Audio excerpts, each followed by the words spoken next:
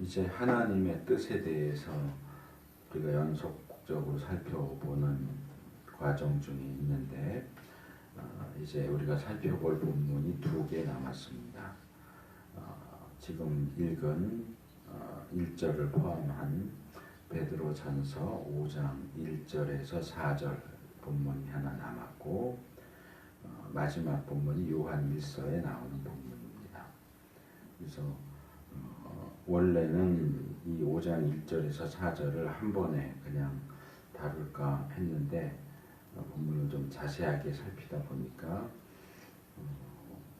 조금 나눠서 여러 번에 다뤄야 될 것 같아요. 몇 번 할지는 아직 계획이 안 세워졌는데 오늘 나눌 본문은 우리가 1절을 읽었는데 1절 가운데서 한 4분의 1 정도에 해당되는 첫 부분입니다. 3반절 너희 중 장로들에게 권하노니 이 부분만 오늘 다루게 돼서 그래서 오늘 설교 제목이 장로들에게 권함 이렇게 설교 제목을 잡았습니다. 이 본문이 좀 눈에 익어서 제가 찾아봤더니 아프기 전에 제가 면류관에 대한 연속 설교를 했었는데 2016년 10월 9일 주일에 제가 시들지 않는 영광의 면류관 이것도 이제 제가 몇 번에 나눠서 본문을 다루면서 이 약물이 치기 이런 제목으로 설교를 했던 본문입니다. 그래서 본문이 같기 때문에 일단 본문이 같으면 기본적으로 그 설교의 내용도 역시 크게 차이가 나지 않을 것 같아서 이 구절을 그냥 건너뛸까 하다가 두 가지 점에서 이 본문도 다뤄야 되겠다 하는 생각을 했습니다. 첫째는 그때는 면류관이라고 하는 렌즈를 끼고 본문을 봤고 지금은 하나님의 뜻이라고 하는 렌즈를 통해서 본문을 보는 것이기 때문에 똑같지는 않지 않을까 하는 생각이 들었고 둘째는 그때도 헬라어 원문을 참고하면서 본문을 다뤘지만 이번에는 그 원문을 조금 더 자세하게 살필 것이기 때문에 그때는 조금 요약적으로 좀 스킵하면서 본문을 살펴봤다면 이번에는 좀 더 자세하게 살펴볼 것이기 때문에 역시 똑같지 않겠다. 그래서 이 본문 설교를 하는 것으로 그렇게 결정을 했습니다.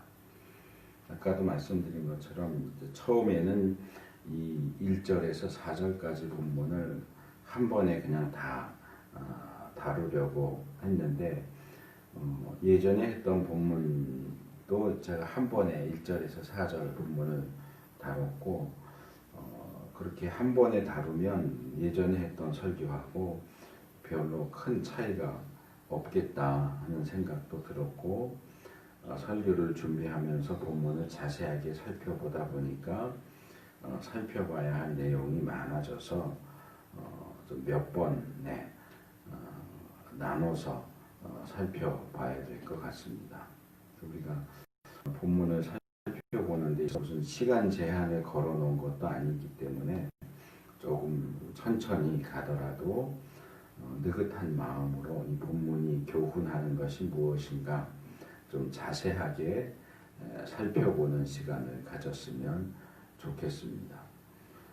처음에 1절부터 4절을 한꺼번에 다루려고 하다가 조금 줄여서 1절에서 2절 상반절까지를 묶어서 살펴봐야 되겠다 하고 설교를 준비했는데 분량이 생각보다 많아져서 일단 오늘 1절 상반절 말씀만 살펴보려고 합니다.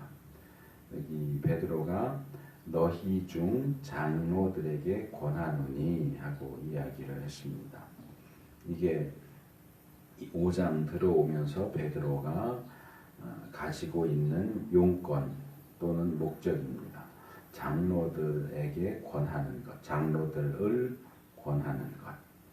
그래서 이 부분을 헬라어 원문에서 직역을 하면 원문이 이렇게 되어 있습니다. 프레스비테루스 장로들을 목적격 프레스비테루스 운 그러므로 우리 개혁은 번역을 안 했지만 엔 휘민 너희들 안에 너희들 중에 파라칼로 권한다. 그러므로 너희들 중에 장로들에게 또는 장로들을 권한다. 이게 이제 상반절의 정확한 번역이 되겠습니다. 그래서 이 헬라어 원문에 나오는 순서대로 본문을 네 부분으로 나눠서 첫째 장로들을 두 번째 그러므로 세 번째로 너희들 가운데 너희들 중에 엔휘민 그 다음에 권한다 이렇게 넷으로 나눠서 말씀을 드리려고 합니다. 지난주에도 제가 설교하면서 지적했던 부분인데 여기서도 베드로가 이 동사가 나오는 파라칼로 권한다 라는 동사가 나오는 이 동사 문장에서 원래대로 하면 파라칼로가 제일 먼저 나와야 되는데 이 동사가 아닌 명사 목적어죠. 프레스비테루스 장로들에게 라고 하는 이 명사 단어를 제일 앞에 끄집어내서 말하고 있습니다. 그래서 여기서 베드로가 강조하고 있는 것은 내가 권한다 하는 것도 아니고 내가 장로들에게 권한다. 장로들을 권한다. 장로들이라고 하는 말을 강조하고 있다 하는 겁니다. 그래서 본문 내용과는 조금 동떨어진 듯이 보이는 좀 성경 신학적인 내용이지만 이 내용을 우리가 들어서 깨우쳐서 알고 또 그것을 실천하는 것이 우리의 신앙생활에 있어서 상당히 중요하고 유익하겠다 하는 생각이 들어서 이 부분을 먼저 하나 이야기하려고 합니다. 조금 어려울 수도 있지만 그렇게 어려운 전문적인 내용은 아니고 일반적으로 얘기가 안 되는 부분이라서 생소할 수는 있겠지만 조금 주의해서 들어주시면 좋겠습니다. 우리가 신약 성경에서 읽게 되는 서신서, 편지들이죠. 근데 이제 편지라고 안 하고 서신서, 이제 영어로도 뭐 메일 이렇게 안 하고 에피슬 이렇게 부르거든요. 서신서라고 이렇게 부르는 것은 그것이 일반적인 또는 개인적인 가벼운 내용을 다루는 그런 편지라기보다는 어느 정도 형식을 갖춘 공식적인 내용을 담은 편지다라는 의미에서 에피솔이라고 하는 표현을 여기에 붙이는 겁니다. 그래서 우리도 이제 서신서, 편지 이렇게 안 하고 서신서 이렇게 부르죠. 근데 이 신약에 있는 서신서들은 개인에게 쓰여진 것도 있기는 하지만 극소수 그렇지만 대부분은 교회들에게 쓰여졌고 이 교회들을 상대로 이 편지가 쓰여졌다고 하는 점에서 신약학에서는 그것을 뭐라고 표현하느냐 하면 회람서신 이렇게 부릅니다. 우리가 일반적으로 잘 안 쓰는 표현이죠. 회람이라고 하는 표현, 서신이라는 표현 자체도 이제 잘 안 쓰는데 이 회람서신이라고 하는 것은 이 편지들이 비록 처음에는 어떤 특정한 지역에 있는 교회들이나 개인을 대상으로 해서 써지기는 했지만 그것이 그 지역 안에 있는 다른 많은 교회들 그리고 거기서 더 나아가 다른 지역에 있는 교회들에서도 이 편지를 이렇게 서로 돌려볼 수 있는 돌려본다 하는 게 이제 회람이라고 이제 표현이 된 거예요. 돌려볼 수 있도록 그런 용도로 쓰여졌다. 예를 들어서 고린도전서라고 하는 그 편지는 고린도 교회만 읽으면 돼 라는 생각으로 쓴 게 아니고 고린도 교회가 1차적인 대상이고 고린도 교회와 성도들이 그 편지를 봐야 하지만 고린도 교회 이외의 다른 교회들도 그 편지를 서로 돌려보면 교회와 성도들에게 유익이 되지 않겠는가, 그런 생각을 가지고 이 편지가 쓰여졌다 하는 겁니다. 그래서 지금 현재의 우리들은 이 인쇄술이 워낙 발달됐기 때문에 그런 개인들이나 특정 교회에 쓰여진 편지들을 이미 다 책으로 만들어서 인쇄해서 개인적으로 읽기도 하고 공동적으로 읽기도 하고 그렇게 제한 없이 아무 때나 편한 대로 읽을 수 있게 되었지만, 이 당시에는 이런 서신서나 또는 책들을 개인적으로 읽는 것은 사실 거의 없었다. 그것을 이렇게 회람해서 읽기 위해서는 그 내용들을 직접 손으로 베껴 적어야 했고, 그러다 보니까 이런 편지들이나 더군다나 장문의 편지들, 책들이 이렇게 손쉽게 볼 수 있는 그런 대상이 아니었다 하는 겁니다. 그래서 이런 서신서들이나 책들이 어떤 식으로 읽혀졌겠느냐라고 할 때 아마도 모든 교인들이 예배하기 위해서 함께 모였을 때 어떤 한 사람이 대표로 모두가 들을 수 있도록 큰 소리로 읽어주고 듣는 방식을 염두에 두고 이 글을 쓰지 않았겠느냐. 이렇게 앞에다가 편지를 놓고 이렇게 한 글자 한 글자 읽어갈 것을 예상하고 썼다기보다는 누군가가 읽어주는 것을 들어서 그 내용을 알게 될 것을 염두에 두고 이 대부분의 서신서들 또는 심지어 복음서, 또 우리가 누가복음 보면 그런 의도가 첫 부분에 많이 나와 있죠. 그래서 최근에 신약 연구는 이 서신서들은 물론이고 심지어는 복음서까지도 그렇게 보면 사실상 신약 성경 전체거든요. 서신서들 제외하면 이제 복음서가 있는데 복음서도 어느 정도 편지 같은 성격을 가지고 있고, 사도행전도 누가복음의 후편이고, 그 다음에 계시록, 요한계시록도 편지로 시작이 되거든요. 그러니까 신약 성경 전체가 다 그런 편지 같은 형식을 공통적으로 가지고 있고, 그것이 쓰여졌고 교회들에게 전해졌을 때 개인이 우리가 지금 성경을 읽듯이 그렇게 읽는 것이 아니라 이렇게 모임 가운데서 어떤 사람이 대표적으로 뭐 한 장씩을 읽든지 뭐 짧으면 몇 장을 한꺼번에 묶어서 읽든지 그런 식으로 읽고 듣는 방식으로 그 내용들이 전달되지 않았겠느냐. 그래서 이제 그것을 구술문화 그래요. 이제 문자나 책보다는 입으로 전달되는 그런 문화, 구술문화, 그리고 그 상황에서 쓰여진 글들은 대부분 구술성, 오랄리티, 구술성, 읽어주고 듣고 하는 그런 특성을 강하게 가지고 있다 하는 점에 초점을 맞춰서 연구가 되고 있습니다. 그래서 여기서 관심은 이런 겁니다. 본문이 어떻게 목소리로 읽혀지고 또 사람들 귀에 들려졌을까? 눈으로 읽는 거 말고 입으로 소리내서 읽고 귀로 듣는 그런 방식이 이 신약성경 기록에 어떤 영향을 미치고 우리가 이전에 그냥 읽는 방식으로만 성경을 대해 왔을 때와는 어떻게 달라질까?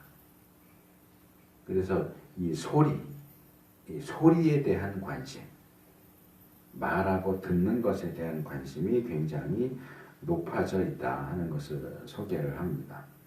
그래서 제가 예전에 수요 예배 때 아모스서를 연속 설교하면서도 종종 강조를 했고, 지금도 제가 거의 대부분 그렇게 하고 있고 지금 이 설교도 제가 그렇게 하고 있어요. 뭐냐 하면 본문을 살피는데 우리가 읽는 한글 문장이 아니라 헬라어나 히브리어 원문에 원래 기록되어 있던 순서대로 본문을 살펴보는 거예요. 그러니까 한글하고 헬라어나 히브리어의 그 언어의 특성 때문에 지난번에도 제가 말씀드렸고 가끔 말씀드리지만 주어, 동사, 명사, 주어, 수어 또는 목적어 이런 것들의 어순이 그걸 이제 구문이라고 신텍스라고 하는데 구문이 달라져요. 그러니까 바울이 나는 너희를 사랑한다, I love you 이렇게 썼어도 우리 한글 문장에서는 그게 나는 사랑한다 너희를 이렇게 번역이 안 되고 나는 너희를 사랑한다 이렇게 순서가 바뀐단 말이에요. 그러니까 이 바뀌는 부분에 있어서는 우리가 한글을 사용하지 않는 한은 어떻게 할 수가 없는 부분이에요. 그런데 원어로 보면 순서가 분명히 바뀌어 있단 말이에요.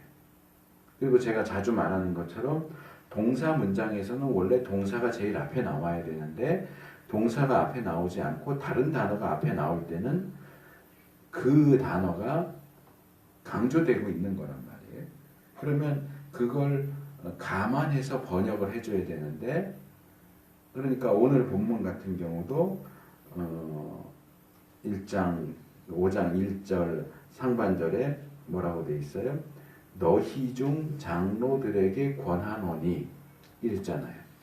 그러면 이걸 헬라어 원문 순서대로 하면 장로들에게 너희 중에 있는 장로들에게 그러므로 너희 중에 있는 권하노니 이렇게 번역을 해야 되는데 이렇게 번역하면 한글 문장이 안 된단 말이에요. 그러다 보니까 어쩔 수 없이 한글 어법에 맞게 너희 중 장로들에게 권하노니 이렇게 번역할 수밖에 없는데 이 어순 자체가 원래 기록된 헬라어 어순을 거의 뒤바꿔 놓은 그런 형식이라고 하는 거죠. 근데 이 말이라고 하는 것은 글하고 다르단 말이에요. 어떻게 달라요? 우리가 기록된 글을 읽을 때는 뒤에서 이렇게 읽고 있다 보니까 앞에서 내가 얘기한 그거 그랬는데 내가 앞에서 읽으면서 그게 뭔지를 모르겠어. 그냥 대충 읽어 왔는데 여기서 내가 앞에서 말했던 그거 굉장히 중요하거든. 뭐 이런 식의 내용이 나오면 그게 뭔지를 모르면 내용이 이해가 안 되니까 페이지를 다시 넘겨서 앞으로 가서 앞에 얘기했던 게 뭔지를 찾아볼 수 있어요. 앞에서 이걸 얘기했구나. 그리고 다시 와서 그거가 어쨌다고 하고 읽을 수 있고요. 또 결론이 궁금하면 중간 내용을 건너뛰어서 제일 끝으로 가서 그래 결국 하고 싶은 말이 뭔데 하고 결론을 찾아볼 수도 있어요. 그런데 이 구술 문화에서는 그게 불가능하단 말이에요.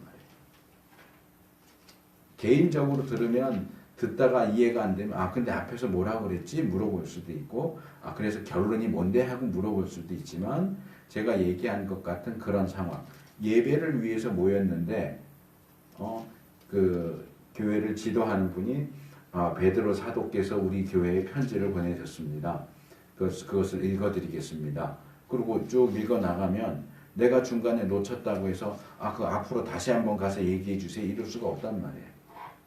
그러다 보니까 그것이 읽혀지는 순간순간마다 정신을 똑바로 차리고 집중해서 들어야 돼요. 거기서 내가 듣지 않고 놓치면 그냥 놓치는 거예요. 지나가는 거예요. 다시 돌아갈 수가 없어요. 다시 돌아가서 다시 얘기해 주세요. 다시 찾아서 읽는 것이 불가능하단 말이에요. 그러니까 말씀을 듣는 데 있어서의 집중도가 우리하고는 차원이 달라요.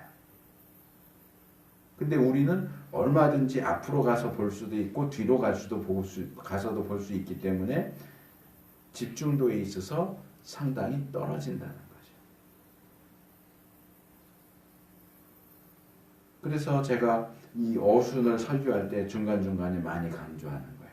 아모스 같은 경우도 요게 순서가 어느 단어가 먼저 나오고 어느 단어가 뒤에 나오느냐에 따라서 듣는 사람들의 입장이 확확 달라질 수 있기 때문에 여기서 이 단어가 먼저 나왔다. 그럼 이 단어를 들은 사람들은 그 다음에 무슨 내용들이 나오겠는가라고 예상을 할 텐데 그 다음에 나오는 단어는 듣는 사람들이 전혀 예상할 수 없는 방식으로 흘러간다. 이런 점들을 우리가 쓰여진 글을 읽을 때는 대부분의 경우 놓칠 수밖에 없다는 거예요. 예를 들어서 아모스서에 나오는 내가 모든 민족들 중에 너희만 알았나니 이런 말씀이 있어요. 자, 그럼 듣는 사람 입장에서 여호와 하나님이 세상에 그 많고 많은 민족들 가운데 우리만 알았다. 우리만 아신단다. 그러면 그 우리만 아시는 하나님이 우리를 어떻게 대하실까? 대부분 긍정적인 쪽으로 생각을 할 수밖에 없어요. 우리만 지켜주신다든지 보호해 주신다든지 뭐 공급해 주신다든지 이런 내용이 나오겠거니 하고 기대할 텐데 그 다음 나오는 내용은 전혀 기대밖의 내용이 아니에요. 기대밖의 내용이에요. 내가 세상 모든 민족 중에 너희만 알았나니 그렇기 때문에 내가 너희 죄를 보응하리라. 우리가 쓰여 있는 글을 읽을 때는 그런 미세한 그 변동, 미세한 차이, 그걸 듣는 사람들이 느꼈을 충격을 놓칠 수밖에 없어요. 더군다나 이것을 왈왈왈 하고 그냥 읽어 넘어가면 전혀 100% 절대로 분명히 그걸 캐치해낼 수가 없어요. 그래서 그것을 하나씩 하나씩 이야기되어지는 읽혀지는 순서대로 귀를 기울여서 요렇게 요 얘기를 하는구나 요 얘기를 하는구나 이 내용이 이렇게 넘어가는구나 하는 것을 집중해서 듣지 않으면 그런 미묘한 차이점과 강조점을 우리가 알아차릴 수가 없다 하는 겁니다. 그래서 이 부분은 우리가 성경을 어떻게 읽을 것이냐에 있어서 굉장히 중요한 어떤 요소가 됩니다.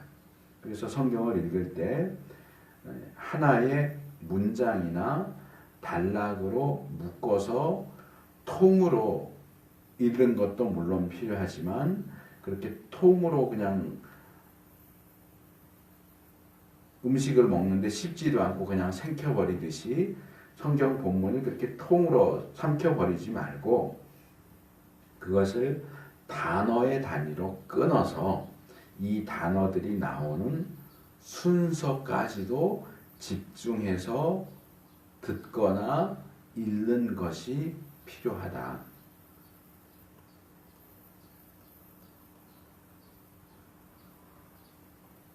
그래서 그것이 낭독되는 순서대로 매 순간에 집중해서 말 그대로 한 글자 한 단어라도 놓칠세라 집중해서 듣는 그런 태도와 방식이 필요하다.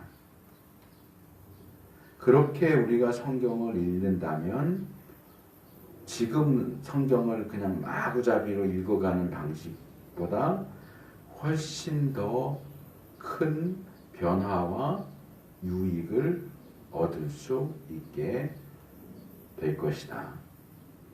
그리고 특별히 제가 설교할 때 하는 방식처럼 가능하면 성경이 기록된 원문이 제시하는 순서에 유의해서 왜 이렇게 말했을까? 왜 이렇게 썼을까? 여기서 왜 이렇게 갈 것 같은데 왜 저렇게 갈까?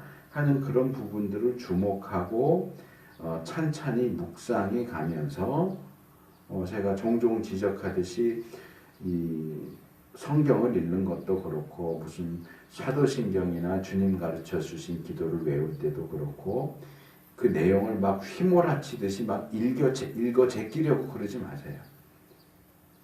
물론 통독이 중요하고 유익한 부분들이 있기는 하지만 그렇게 막 뭐든지 빨리빨리 그렇게 읽어 제끼는 것은 사실상 우리에게 거의 읽었다, 내가 이만큼 읽었다 하는 것 외에는 제가 볼 때는 거의 유익을 주는 게 없어요. 그래서 그렇게 찬찬히 묵상하면서 본문을 읽으려고 노력하고 훈련하는 것이 필요하다. 통독은 통독대로 하되 그렇게 숙고해 가면서 천천히 읽는 방식의 그런 성경 읽는 훈련도 필요하다. 그래서 요즘에는 히브리어나 헬라어 원어를 몰라도 꽤 괜찮은 앱들이 많이 나와 있어서 그것을 활용한다면 충분히 그렇게 하는 것도 가능하겠다 싶습니다. 그거에 신학을 하고 헬라어 히브리어로 성경을 읽을 수 있는 그런 사람들이나 그렇게 할 수 있지, 우리 같은 일반 신자들이 어떻게 원문에 나오는 순서를 보면서 그걸 읽을 수 있겠어? 라고 얘기를 하겠지만 유료 앱이기는 한데 이 한글을 기반으로 한 앱이 있어요. 뉴 픽토리 성경이라고 하는 앱이 있어요. 그래서 그 뉴 픽토리 성경이라고 하는 앱을 사용하면 지금 제가 얘기한 것처럼 히브리어나 헬라어 자체를 몰라도 원문에 나와 있는 순서대로 한글로 다 단어들을 번역해 놨기 때문에 그렇게 읽는 것이 가능하다고 생각이 됩니다. 제가 뭐 그 회사에서 돈을 받고 광고해 주는 건 아니고요. 저는 원래 이 핸드폰으로는 이제 노트북으로는 이제 바이블웍스라든지 디럭스 바이블이라든지 이런 이제 프로그램을 사용을 했고, 핸드폰으로는 이 마이 소드 바이블이라고 하는 이게 영어 기반으로 된 무료 앱이 있어요. 근데 원어 성경도 읽을 수 있게 되어 있어요. 그래서 그걸 이제 주로 사용을 했었는데 한 달 전쯤에 진경이가 자기가 구입했다고 그러면서 그 뉴 픽토리 성경을 저한테 공유를 해줘서 제가 몇 번 사용을 해봤는데 꽤 괜찮은 것 같아요. 괜찮고 유용하다고 생각이 돼서 제가 소개를 합니다. 그래서 히브리어로 된 구약 성경이나 헬라어로 된 구약 성경, 그 원어 성경 문장이 어떻게 돼 있고 이제 한글로 되면 어떤 단어가 어떻게 앞에 나오고 뒤에 나오고 하는 것들을 다 알 수 있도록 그렇게 되어 있어요. 그래서 조금 숙독을 할 때는 그런 앱들을 사용을 해서 본문을 좀 깊이 묵상하면서 왜 이렇게 썼을까? 왜 이런 순서로 단어들을 이야기하고 있을까? 그런 것들을 좀 깊이 묵상하면서 읽으면 훨씬 더 많은 유익을 얻을 수 있겠다 하는 것을 말씀을 드립니다.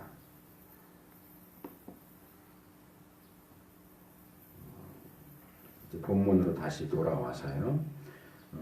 베드로는 지금 이 장로들에게 목적격이지만 역격처럼 에게 이렇게 번역해야 이해가 더 쉽죠. 장로들을 대상으로 해서 장로들에게 말하고 있죠.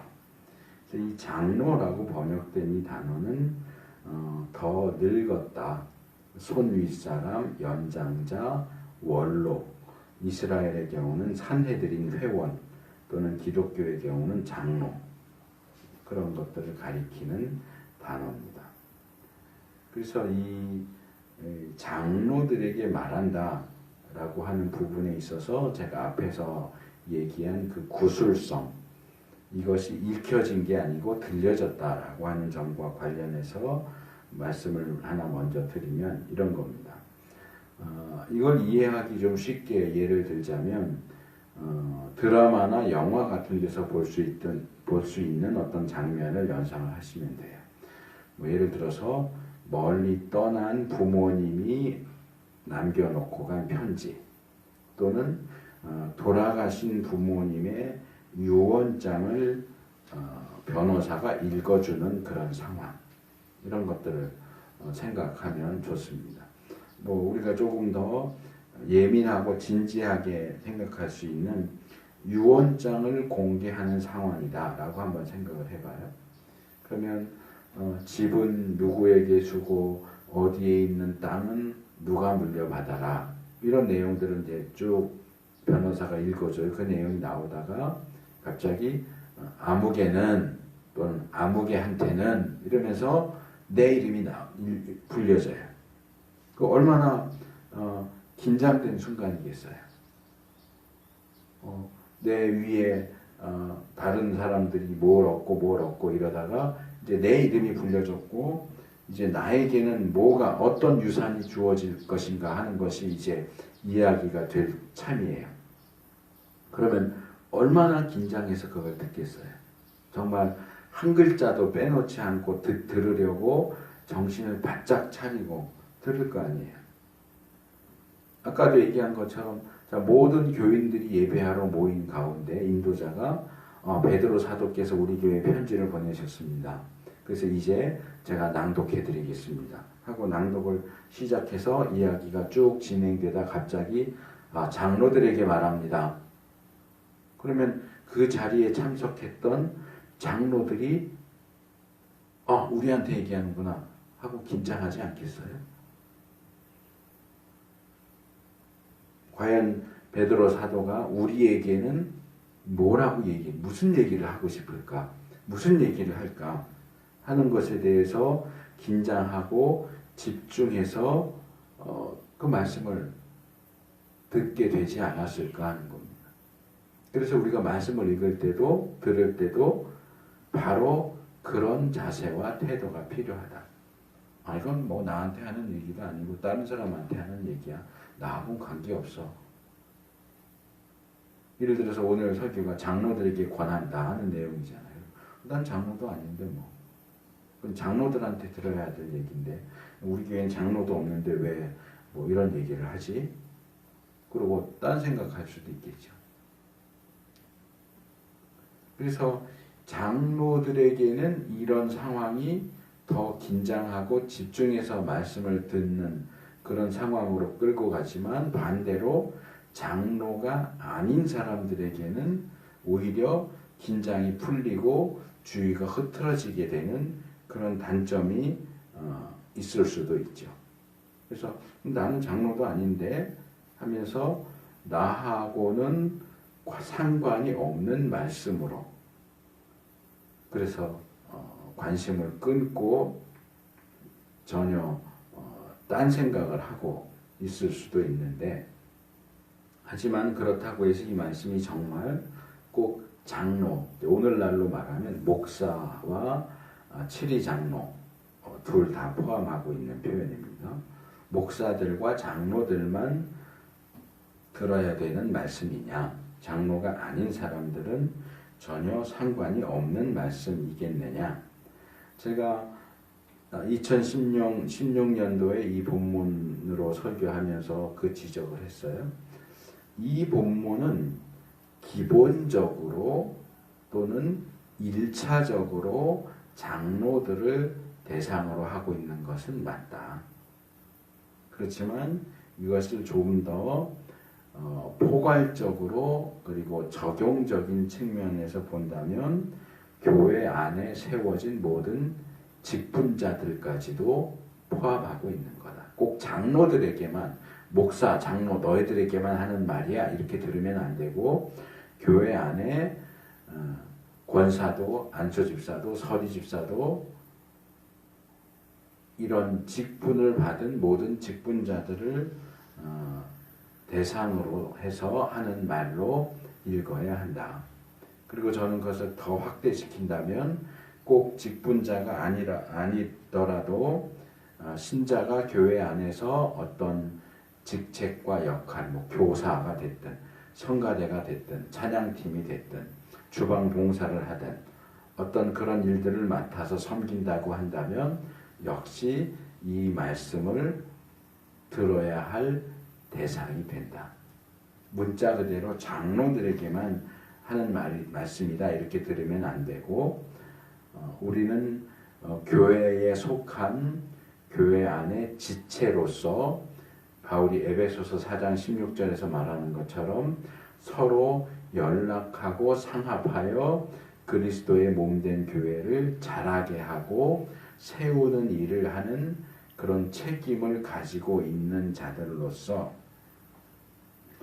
이제 이게 2장 상반절에 2절 상반절에 나오는 표현으로 바꾸자면 하나님의 양무리를 치는 목사로서 양무리를 치고 장로로서 양무리를 치고 집사로서 양무리를 치고 교사로서 양무리를 치고 그런 방식으로 확대시켜서 말할 수 있다고 하는 겁니다. 그래서 다음 시간에도 제가 지적을 하겠지만 뒤에서도 말씀을 드릴 거고요.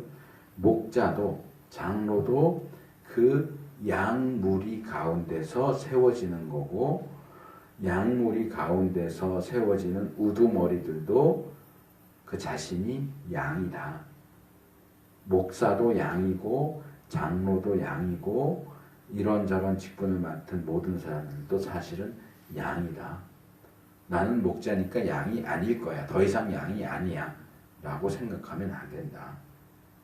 그래서 분명한 직분과 역할이 있기는 하지만 목사의 직분과 역할, 장로의 직분과 역할, 교사의 직분과 역할, 성가대원의 직분과 역할 그런 것들이 다 차이가 있고 한계가 있지만 그리스도의 몸된 교회를 세우고 하나님의 양무리를 먹이고 자라게 하는 일을 하는 데 있어서는 반드시 목사들과 장로들만 그 일을 해야 하고 나머지는 아니야 라고 배타적으로 말할 수 없다는 겁니다.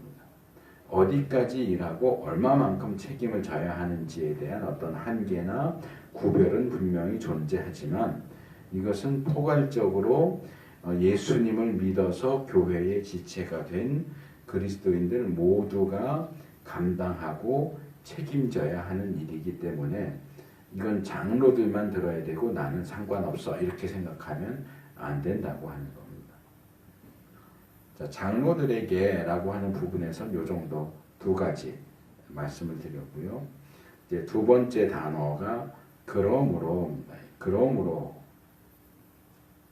우리 개역성경은 이걸 번역을 하지 않았고 또 제가 이제 복잡해서 제가 말씀은 안 드리는데 이 사본들 사이에도 차이가 많이 나와요. 이 그러므로가 있는 사본도 있고 없는 사본도 있고 우리가 기본적으로 보고 있는 이 헬라어 신약성경 네슬 알란트 27판에는 그러므로가 있는데 개정돼서 나온 28판에는 또 이 그러므로가 빠져 있어요. 그래서 한참 제가 이 부분을 어떻게 해야 되나 하고 고민하면서 글들을 찾아보고 정리하고 그렇게 했는데 뭐 여기서 그것까지 얘기할 필요는 없을 테니까 그냥 말씀을 드리면 이 그러므로라고 하는 표현은 우리 어느 언어에 있어서나 마찬가지겠지만 뭔가 이 그러므로 뒤에 이야기하고자 하는 내용이 그러므로 앞에 있는 내용과 밀접한 관계가 있다 하는 것을 보여주는 표현이에요. 그래서 이 그러므로 이후에 제시하는 내용은 그러므로 이전에 나와 있던 내용에 근거하는 내용이다. 어떤 일관성, 통일성을 가지고 있는 그 얘기를 내가 하고 있다 하는 것이 그러므로라는 단어가 포함하고 있는 내용입니다. 그러면 이 그러므로 앞에 나오는 내용은 뭐냐? 우리가 지난주까지 4번에 걸쳐서 살펴봤던 베드로전서 4장 12절에서 19절 말씀이에요. 거기서 베드로는 그리스도인과 고난의 관계 그리고 그리스도인이 고난을 받을 때 어떻게 반응해야 하는가 하는 그런 내용들을 이야기했었어요. 그렇게 본다면 이 그러므로 이하에서 베드로가 장로들을 향해서 주고 있는 그 권면은 그 앞에 나와 있는 고난에 대한 교훈에 근거하고 있다. 이렇게 말할 수 있겠죠. 그래서 베드로가 이 장로들에게 권면하는 양무리를 어떻게 쳐야 하느냐, 어떤 방식으로 하면 안 되고 어떤 방식으로 해야 하는가 하는 이 권면은 특별히 고난 상황을 전제로 해서 주어지는 권면이다. 그리스도인이 이 땅에 살아가면서 그리스도인의 공동체인 교회가 이 땅에 존재하면서 계속되는 미움과 핍박과 고난에 직면해서 버티고 견디고 끝까지 주님 오시는 날까지 나아가야 하는 그렇게 힘들고 어려운 상황 속에서 교회의 지도자들은 교회와 교회에 속한 신자들을 어떤 방식으로 이끌어야 하겠느냐를 이야기하는 거죠. 그래서 이제 우리는 이미 읽었기 때문에 잊어버리죠. 잊어버리고 그 다음 내용을 쭉쭉쭉 읽어 나가지만 이 뒤에 내용 5장 1절부터 나오는 이 내용들을 읽을 때 항상 이 머릿속 한 구석에는 요게 지금 말하자면 연극하는데 이 배경으로 뭐가 깔려 있느냐, 고난을 배경으로 해서 장로들이 나오고 양무리가 나오고 목양하는 장면들이 나오는데 이 배경이 평온한 시편 23편에 나오는 것처럼 뭐 풀밭과 잔잔하게 흐르는 물이 있는 그런 장면이 아니고 사망의 음침한 골짜기를 배경으로 하고 이 내용이 진행되고 있다 하는 사실을 염두에 두고서 이 내용을 읽는 것이 필요하다. 그러니까 이런 단어 하나하나가 왜 이 단어를 썼을까? 물론 그런 부분에 예민하지 않은 분도 있어요. 그냥 생각나면 생각나는 대로 아무 단어나 그냥 툭툭 던지고 아무 말이나 툭툭 하는 사람들도 있지만 어떤 사람들은 이 단어를 내가 써야 되나? 이 단어가 이 상황에 정확한가? 저 같은 케이스가 그런데 계속 생각을 해요. 그래서 가능하면 내가 말하고자 하는 의도에 가장 적합해 보이는 단어를 고르고 골라서 그걸 말한다고. 그냥 툭 생각나서 말하는 게 아니고 이 단어를 이 상황에서 이 단어를 쓰는 건 어떨까? 저 단어를 쓰는 건 어떨까?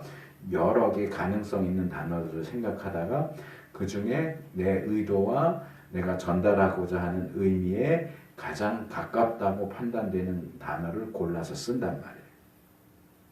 그런데 우리가 성경을 읽을 때는 사람마다 또 다르니까 뭐 다를 수도 있겠다 생각할 수도 있지만 예를 들어서 베드로만큼 우리가 보통 말할 때 무식하고 성급한 어부인데 제가 베드로전서를 지금 몇 번 다루면서 계속 얘기하잖아요. 이 베드로전서나 후서나 베드로가 사용하는 이 헬라어 문장은 굉장히 매끄럽고 고급지다. 이 무식한 베드로가 쓴 것 같지 않다라고 학자들이 주장할 정도로 굉장히 글을 잘 쓰고 있다. 문장의 구조라든지 사용되는 단어라든지 이런 것들이 초등학교도 못 나온 사람 수준이 아니고 대학원은 나온 사람 수준으로 글을 쓰고 있다는 거예요. 본문 자체가 그렇게 되어 있어요. 그러면 이게 베드로가 정말 생각나는 대로 아무렇게나 툭툭 말을 했는데 그런 고급된 문장이 나올 수 있을까요? 그렇지 않아요. 그게 무의식 중에 만들어지는 게 아니라 분명히 생각하고 고민하면서 여기 이 단어를 쓸까 저 단어를 쓸까. 필립 얀시라고 하는 기독교 작가가 있는데 그분이 쓴 책 중에 그런 내용이 나와요. 글을 쓰다가 단어가 막혔어요.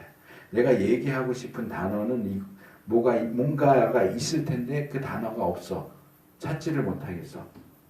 그래서 한 달 이상 책을 쓰다가 멈췄어요. 그 단어를 못 찾아가지고.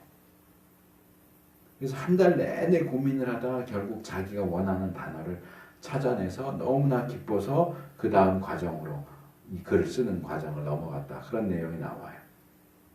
제가 성향이 비슷해서 그 내용을 읽으면서 정말 동감이 되더라고요. 성경을 읽을 때 그렇게 읽어야 돼요. 저도 가끔 얘기하지만 왜 이 단어를 쓰지 않고 저 단어를 썼을까? 마지막에도 제가 그 말씀을 드릴 거예요. 권면한다 그랬잖아요. 권면한다에 해당되는 일반적인 단어가 있어요. 그런데 여기 사용된 단어는 파라칼로예요. 그럼 왜 이 단어를 썼겠느냐? 고민해야 되는 거예요. 그 부분은 뒤에서 말씀드릴 거기 때문에 넘어가고, 이제 세 번째로, 자, 너희 중에라고 하는 거예요. 너희 중에는 베드로가 지금 권면하는 대상이 되는 장로들이 어디에 있는가? 그러니까 위치 내지는 소속을 얘기하는 건데, 여기 너희라고 하는 것은 아마도 베드로전서 1장 1절에서 이 편지를 받는 사람들에 대해서 쭉 얘기를 하는데, 본도, 갈라디아, 갑바도기아, 아시아와 비두니아에 흩어진 나그네들에게 편지를 쓴다. 여기 너희는 여기서 말하는 이 사람들이겠죠. 그러니까 여러 곳에 흩어져 있는, 그러니까 이 베드로의 편지는 어느 지역에 있는 특정한 지역에 있는 교회에게만 쓰여진 게 아니고, 본도에 있는 교회, 갈라디아에 있는 교회, 갑바도기아에 있는 교회, 아시아 그리고 비두니아에 있는 여러 교회들을 대상으로 쓰여진 회람 서신이에요. 거기 있는 교회들 모두가 이 편지의 수신자예요. 그래서 그 흩어져 있는 모든 교회들과 성도들을 가리키고, 여기서 말하는 이 장로들 또는 목사들은 그 여러 교회들 가운데 있는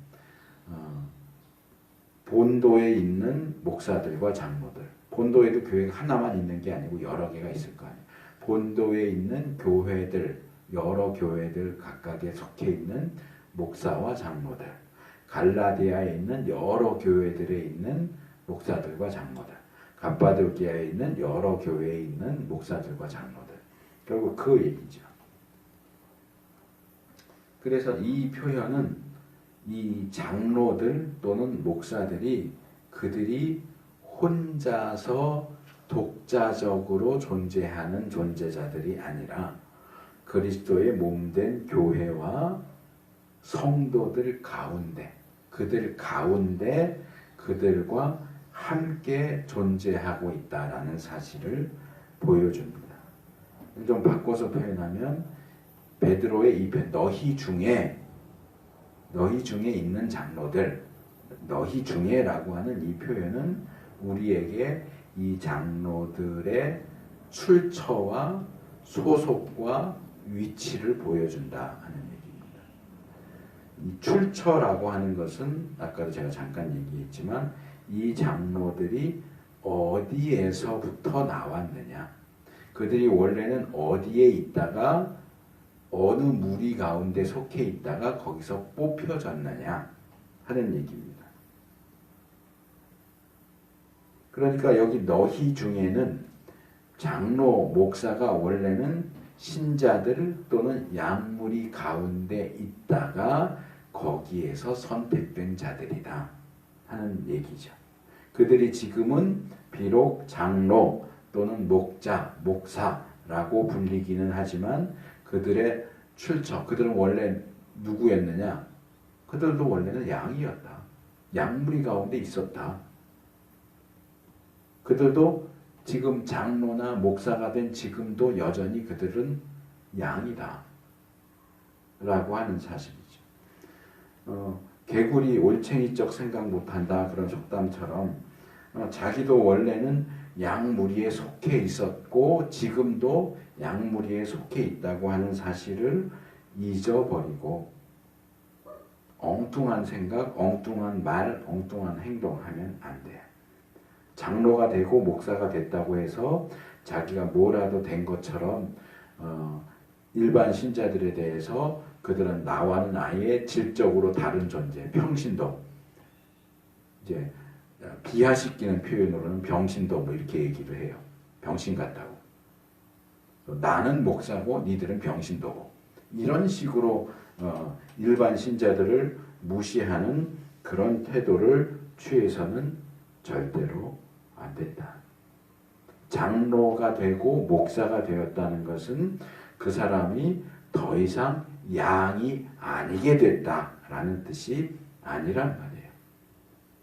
그 사람은 여전히 양이면서 양이라는 것, 그 기본적인 것 위에 더 무거운 짐과 중대한 사명을 부과받았다. 기본이 양이다라는 사실을 잊으면 안 된다. 전에도 제가 한두 번 소개한 것 같은데 우리 보수주의에서는 무슨 악당들의 괴수처럼 여기는 칼 바르트라는 신학자가 있어요. 목사이자 신학자인데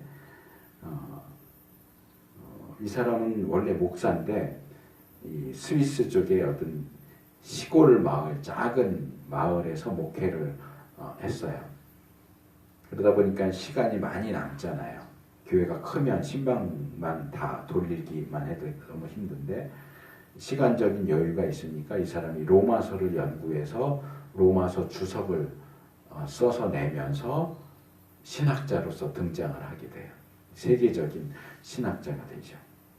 근데 조금 우리 정통적인 입장하고 조금 다른 입장을 취하기 때문에 우리 보수 정통 입장에서는 이 사람 별로 좋아하지 않는데 이 사람 얘기를 제가 가끔 하는 것 같아요. 근데 이 사람이 어떤 기자하고 인터뷰했다라고 하는 얘기를 제가 어디선가 읽고 그걸 생각할 때마다 참 그분은 너무나 지당한 말씀을 했구나. 이 사람이 신학적으로는 어떨지 모르겠지만 신앙적인 표현에서는 정말 바람직하고 본받아야 될 사람이구나 라는 신앙적인 측면에서 신학적으로는 문제가 있지만 신앙적인 측면에서는 눈을 비비고 다시 봐야 할 만큼 대단한 사람이다라는 생각을 늘 하게 돼요. 정확하진 않고 제 기억에 따라서 재구성을 해서 말씀을 드리면 이 기자가 칼 바르트와 인터뷰를 하는 가운데 그런 얘기를 했어요. 당신이 정말 이렇게 대단한 그 저서들과 사상을 세상에 내놨으니까 이 마지막 때 하나님 앞에 나가서 설 때 얼마나 자랑스럽고 대단하게 그렇게 느껴지겠느냐. 당신 스스로 얼마나 자랑스럽겠느냐. 그런 얘기를 했대요. 그래서 이 칼 바르트가 그 말을 듣고서 이렇게 대답을 했다고 그래요. 내가 마지막 심판 때 하나님 앞에 설 때 나는 신학자 칼 바르트도 아니고 목사 칼 바르트도 아니고 신자 칼 바르트로서 하나님 앞에 설게 될 겁니다. 내가 신학자라는 거 목사라는 거 중요하지 않습니다.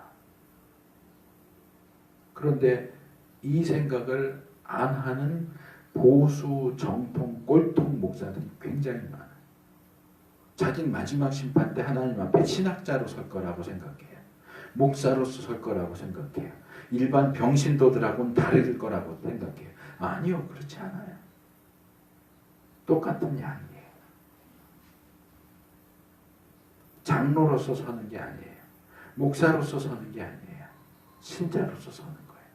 신자이면서 그 위에 장로로 목사로서 더 감당해야 될 의무를 지었기 때문에 너가 얼마나 그 의무를 잘했는가 더 많은 더 무거운 요구 더 큰 짐 더 큰 책임을 지게 될 거지만 너 목사니까 봐줄게 장로니까 봐줄게 그런 건 없단 말이에요. 평신도이든 집사든 권사든 장로든 목사든 우리는 하나님 앞에서 그냥 신자예요. 한 마리 양이라는 그 정체성을 잊으면 안 됩니다. 하나님께서 이사야 선지자를 통해서 의를 좇으며 여호와를 찾아 구하는 너희는 나를 들을지어다. 너희는 너희를 떠낸 반석과 너희를 파낸 우목한 구덩이를 생각하여 보라. 이사야 51장 1절. 여기 너희를 떠낸 반석은 아브라함을 얘기하는 거고 너희를 파낸 우묵한 구덩이는 사라를 가리키는 거예요. 너희 근원, 너희가 어디로부터 떠냄을 받았고 어디로부터 파냄을 받았는지 잊으면 안 된다. 그걸 베드로는 너희가 양무리 가운데서 뽑혀졌다는, 선택됐다는 사실을 잊지 말아라. 너희의 출처가 어딘지를 잊지 말아라. 얘기하는 거예요. 소속이라고 하는 것도 역시 위에서 얘기한 것과 같은 맥락에서 하는 얘기입니다. 우리는 우리의 출처가 어디인지를 알아야 할 뿐만 아니라 장로나 목사라는 그 외에도 여러 가지 직분에도 불구하고 우리의 소속이 여전히 하나님의 양무리라는 사실을 잊으면 안 된다는 거예요. 전에는 그러지 않았는데 장로로 세워지면서 또는 목사가 되면서 돌변하는 몹쓸 인간들이 많아요. 장로가 되기 전에는 참 안수 집사로서 겸손하고 헌신적으로 섬기고 그래서 장로로 세웠는데 장로가 되자마자 목에 깁스를 한 것처럼 목사도 눈 아래로 보고 뻣뻣해지고 성도들 앞에서 굴림하려고만 하는 그런 권위주의자, 골치 아픈 사람으로 돌변했다 하는 그런 얘기를 쉽지 않게 들을 수 있습니다. 이 실제 얘기인데 저희 집사람 고향 후배가 제가 개인적으로는 알지 못하지만 얼굴 정도는 아는 총신대학 후배 전도사하고 결혼을 했어요. 오래전 얘기죠. 그런데 그 전도사가 나중에 신학과정을 마치고 목사 안수를 받게 됐는데 그날 목사 안수식에 참석한 손위였던 것 같아요. 제 기억에는 매형이 이제 목사 안수를 받았으니까 그 이제 목사 이름을 부르면서 손 아래 동서니까 암흑의 목사 이렇게 불렀대요. 그랬더니 이 사람이 아주 정색을 하고서는 아니 어디서 감히 목사 이렇게 부르냐고, 오늘부터 내가 목사 안수 받았으니까 암흑의 목사님 이렇게 불러야지 어디서 목사 이렇게 부르냐고 그런 소리를 했다는 얘기를 제가 전해 들었어요. 아내를 통해서. 제가 그 얘기를 듣는 순간 제 마음속으로, 겉으로는 못하고 마음속으로 했어요. 미친놈. 목사 되는 게 무슨 별소리인 줄 알아요? 아래 위도 구분 못하고 자기 혼자 잘난 줄 알고 자기 손이 사람한테도 부모님한테도 이제 내가 목사 됐으니까 목사님이라고 부르라고, 그런 정신 상태를 가진 사람이 무슨 목사를 해요? 그 이후로는 소식을 듣지 못해서 어디서 뭘 하고 있는지 모르겠는데 그런 사람은 목사 자격이 없는 사람이에요. 문제는 이 세상이 그러다 보니까 어떤 면에서 그런 사람들이 더 성공하는 그런 것들도 있어요. 그렇다고 해서 그런 태도를 취하는 게 잘하는 거냐? 아니요, 그렇지 않아요. 무슨 목사가 되면 부모 자식 사이의 관계도 없어지고 무슨 독야청청하게 됩니까? 아니요. 착각하면 안 됩니다. 장로가 되고 목사가 된다고 해서 소속이 변하고 신분이 변하는 게 아니란 말이에요. 사실은 더 낮아져서 종이 되는 거고 섬기는 자가 되는 거지, 고개 빳빳하게 세우고 잘난 체하고 굴림하려고 하면 안 된다는 거예요. 제가 예전에 사역하던 교회에서 청년부하고 이렇게 지도했었는데 그 청년부에 새롭게 출석하게 된 청년이 하나 있었어요. 남자 청년이었는데 이제 오면서 신학, 이제 군소신학인데 신학을 하면서 다른 교회에서도 전도사 사역하고 뭐 이랬다고 해서 바로 이제 오자마자 교사를 세워줬는데, 그땐 제가 유초등부를 안 해서 몰랐는데 유초등부 교사를 하면서 자기가 예전에 있던 교회에서 전도사였기 때문에 다른 이제 청년 교사들을 향해서 굉장히 권위적으로 내 말을 들어라 뭐 이런 식으로 했다는 얘기를 듣고 제가 아주 야단을 쳤던 적이 있어요.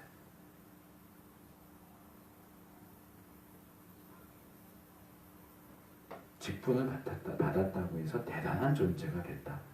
이제 내가 권세를 부릴 수 있는 자리에 올라갔다. 그렇게 생각하면 안 됩니다. 제가 많이 하는 얘기지만 직분의 권세는 없어요. 목사에게 직분의 권세는 없어요. 목사니까 내 말 들어. 아니요. 그런 거 없어요. 목사에게 권세가 있다면 말씀의 권세가 있어요. 말씀에 이러니까 이렇게 해야 됩니다.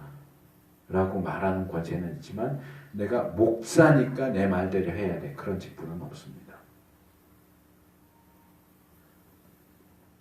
그 다음에 위치에 대한 것도 마찬가지입니다. 평신도가 집사가 되고 집사가 다시 안수 집사가 되고 또는 권사가 되고 그래서 마지막에 장로가 되는 것을 무슨 회사에서 승진하는 것처럼 생각하는 사람들이 교회 밖에는 물론이요 교회 안에도 의외로 많습니다. 하지만 직분을 얻는 것은 승진하는 게 아닙니다. 권세를 부릴 수 있는 자리로 올라가는 게 아닙니다. 사실상 우리 장로교 헌법에는 교회의 모든 직분은 봉사직이다, 명예직이 아니다 라고 하는 항목이 있습니다. 어떤 직분도 명예직이 없어요. 명예를 주는 직분이라는 건 없어요. 봉사하라고 주는 직분이에요. 권세 부리는 자리가 아니에요. 그런데도 오늘날 다수의 교회들이 명예 집사, 명예 권사, 명예 장로 이런 걸 세워요.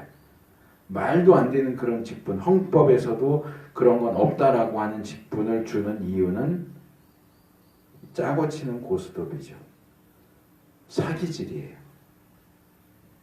주검이 있는 곳에는 독수리들이 모인다 하는 예수님 말씀처럼 교인과 재물을 얻기 위해서 혈안되어 있는 교회 당국자들과 돈으로 명예와 권세를 얻고자 하는 이들의 이해타산이 맞아떨어져서 발생하는 정말 어처구니 없는 협작질이에요. 주님의 몸된 교회를 강도와 사기꾼들의 소굴로 만들어버리는 정신 나간 미친 짓이에요. 교회 직분에는 명예직 없어요. 명예직이 없는데 왜 명예집사를 줍니까? 왜 명예권사를 줍니까? 붙잡으려고요. 정식 집사, 정식 권사를 주기에는 모자라는데 교회 나온 지는 오래됐고 그런데도 집사, 권사를 주기에는 한참 모자라고 그런데도 자기보다 늦게 온 사람들은 집사, 권사 되는데 계속 암흑에 성도하기는 아쉽고 그러다가 딴 데 갈 것 같으니까 명예를 붙여갖고 붙이는 일은 안 해도 되고 그냥 직분만 명예만 줄게요. 근데 명예직이 없단 말이에요. 교회 안에는. 그걸 모르지 않을 목사들, 장로들이 왜 그런 짓을 하냔 말이에요. 그런 게 없다. 명예직 같은 건 없다라는 걸 가르치지도 않고 일은 안 하면서 타이틀만 받으면 좋겠다. 그래서 권사 되면 1인당 500만 원 뭐 이런 식으로 헌금하라고 그러고 미쳐 돌아가는 것이. 목사가 됐든 장로가 됐든 권사가 됐든 직분을 받는 자들은 그 직분이 의미하는 위치를 착각하고 혼동하지 않도록 똑바로 정신을 차려야 돼요. 마지막 네 번째로 자, 이런 고난 상황을 배경으로 하고 이러한 위치, 너희 중에 있는 직분자들, 그 장로들을 향해서 베드로가 뭘 하려고 하느냐? 권하노니, 이 권하노니 그랬는데 이 단어가 헬라어 단어가 파라칼레오예요. 이게 기본적으로 가까이서 부른다, 옆에서 부른다 그런 뜻이고 여러 가지 상황과 관련해서 제가 단어의 사전에 나오는 단어 뜻을 이렇게 그룹별로 분류해 보니까 한 5개 정도가 나와요. 부른다, 초청한다, 소집한다. 일로 와봐 이렇게 모입시다. 부르다, 초청하다, 소집하다. 둘째 그룹이 기원하다, 기도하다, 탄원하다. 사람 또는 하나님을 향해서. 세 번째로 충고하다, 훈계하다, 가르치다. 네 번째로 위로하다, 격려하다. 다섯 번째 청하다, 요구하다, 부탁하다. 이런 굉장히 옆에서 부른다. 왜 옆에서 부르고 무슨 목적으로 옆에서 부르냐에 따라서 이렇게 5개 정도 그룹으로 나누어지는 다양한 의미를 가진 동사 단어고요. 이것의 명사형이 우리가 보통 보혜사라고 번역하는 파라클레토스입니다. 그러니까 이 동사는 거꾸로 뒤집어서 보면 보혜사이신 성령님께서 우리 가까이서 우리 곁에서 행하시는 다양한 활동들을 가리킨다. 이렇게 이해할 수도 있을 것 같아요. 우리를 부르시고 우리에게 탄원하시고 충고하시고 위로하시고 요청하시는 그런 여러 가지 일들. 근데 이게 성령님만 그렇게 하시는 게 아니고 사람도 그 일을 할 수 있어요. 사람도 누군가의 곁에서 가까이서 말하고 부르고 탄원하고 훈계하고 격려하고 요청할 수 있는데 그 일을 지금 베드로가 장로들을 대상으로 하고 있다고 하는 겁니다.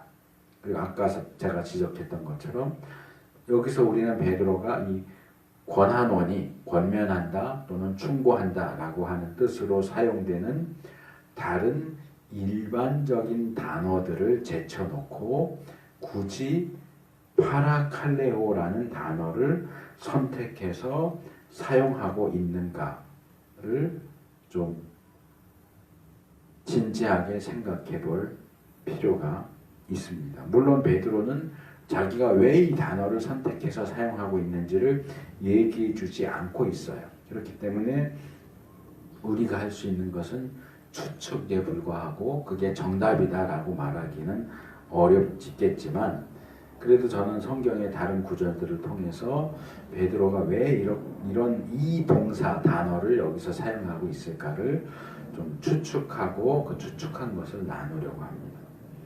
이 부분에서 제가 두 개의 구절을 소개하려고 해요.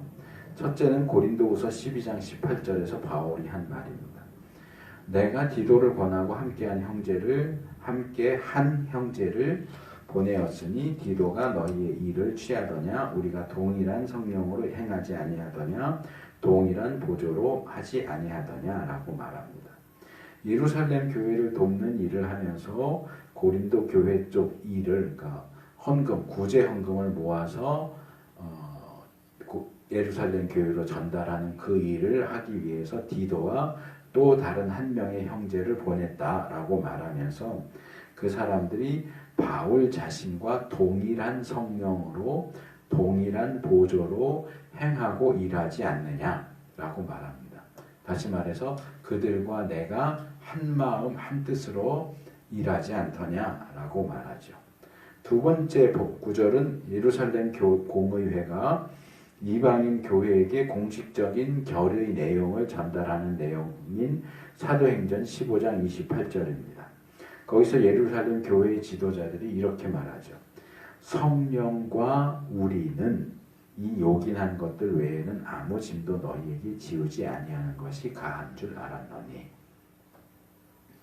이방인이 구원받기 위해서는 예수님 믿는 것으로 충분하냐 아니면 율법도 지켜야 되느냐 이게 논란이 돼서 공의회에 모여서 이방인이 구원받는 데는 예수님 믿는 것 외에는 더 요구할 필요가 없다. 할례를 받으라든지 율법을 지키라든지 그럴 필요가 없다.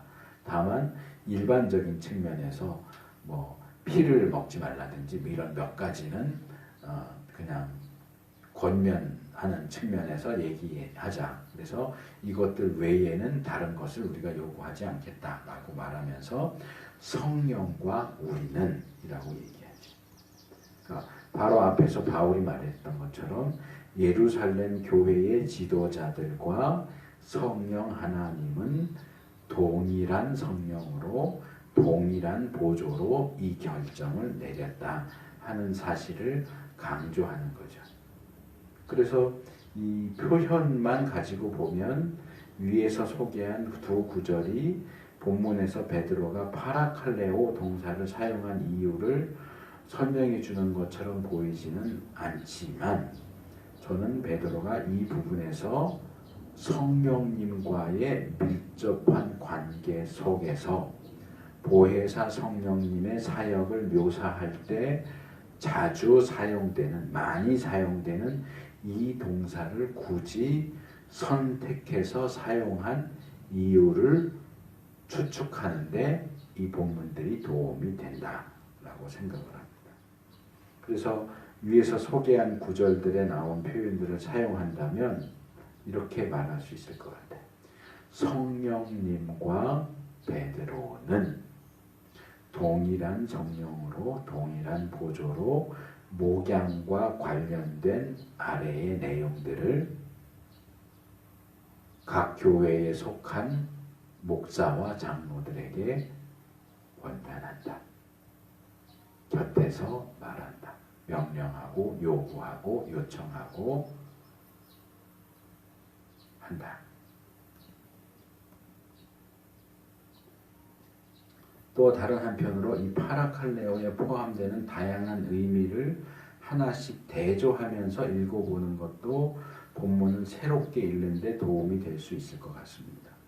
베드로가 지금 각 교회의 장로들에게 하는 이 파라칼레오는 그들을 목양 사역으로 부르고 초청하고 소집하는 걸 수도 있어요. 하나님이 너희를 어린 양무리를 치라고 너희를 부르신다. 나도 너희를 양무리를 치라고 부른다. 또 그들이 아래에서 제시하는 것처럼 목양해야 한다는 어떤 기원 또는 탄원일 수도 있고요. 먼저 장로된 자고 사도로서 하는 훈계와 충고와 가르침일 수도 있고, 고난 상황 속에서 목양하고 있는 동료 장로들을 향한 위로와 격려일 수도 있고요. 마지막으로 예수님의 제자와 사도 그리고 성령님의 동역자로서 하는 요청과 요구와 부탁일 수도 있습니다. 그래서 이런 다양한 의미의 가능성 때문에 이것을 번역하면서는 어쩔 수 없어요. 그 중에 하나를 선택할 수밖에 없기 때문에 권하노니라고 개역이 번역을 했지만, 이것을 단순히 권한다라는 의미로만 읽기에는 베드로가 그 마음에 품고 있는 여러 가지 그 다양한 생각들과 감정들을 다 살펴볼 수 없는 것이 좀 아쉽다라는 생각을 합니다. 자, 이제 말씀을 맺겠습니다. 오늘 우리는 1절에 약 한 4분의 1 정도 분량밖에 되지 않은 너희 중 장로들에게 권하노니 라는 말씀을 가지고 말씀을 나눴습니다. 짧은 말씀이기 때문에 우리가 거기서 배울 수 있는 것들이 거의 없지 않을까 하는 생각을 할 수 있지만, 저는 이 부분에서 여러 가지 말씀을 나눴습니다. 첫째로 회람 서신이 가지는 구술성과 관련해서 본문을 그냥 마구잡이로 읽어 제끼지 말고 단어 하나하나에 집중하면서 단어가 나오는 순서에까지도 집중하면서 천천히 읽는 것이, 숙독하는 것이 도움이 될 거라는 얘기를 했고, 또 여기서 말하는 장로는 오늘날의 목사와 장로를 가리키는 것이기 때문에 그 직책을 맡은 사람들은 누구보다도 베드로의 권면을 더 진지하게 들어야 한다. 셋째로 목사나 장로가 아니라고 해서 이 권면을 무시할 수는 없다. 모든 그리스도인들은 그리스도의 몸된 교회의 지체로서 그 몸을 세워나갈 책임이 있기 때문에 그들도 역시 이 권면을 책임감을 가지고 들어야 한다 하는 거 말씀을 드렸고, 이 본문에 나오는 너희 중에 라고 하는 표현은 목사, 장로, 직분자들의 출처와 소속과 위치에 대해서 교훈을 합니다. 그래서 직분자들은 그들이 여전히 양무리에 속했다고 하는 사실을 절대로 잊지 말아라. 직분이라고 하는 것은 권세와 굴림을 위해서 주어지는 것이 아니라 봉사와 섬김을 위해서 주어졌다 하는 사실을 명심해라 하는 그 말씀을 드렸고요. 다섯째로 베드로의 권면은 그 원어 파라칼레오라는 표현에 비추어 볼 때 베드로가 성령님과 함께하는 목양 사역을 위한 부르심, 초청, 소집이고 기원과 탄원이고 충고, 훈계, 가르침이고 위로와 격려이고 요청, 요구, 부탁이기도 하다. 그래서 이런 서론적인 내용들을 마음에 새겨두고서 이후에 이어지는 실제 권면의 내용들을 더 잘 이해하고 받아들이고 준행할 수 있는 준비를 갖출 수 있게 됩니다. 그래서 우리가 마음의 준비를 단단히 하고서 베드로를 통해서 하시는 성령님의 권면을 집중해서 들을 수 있으면 좋겠습니다.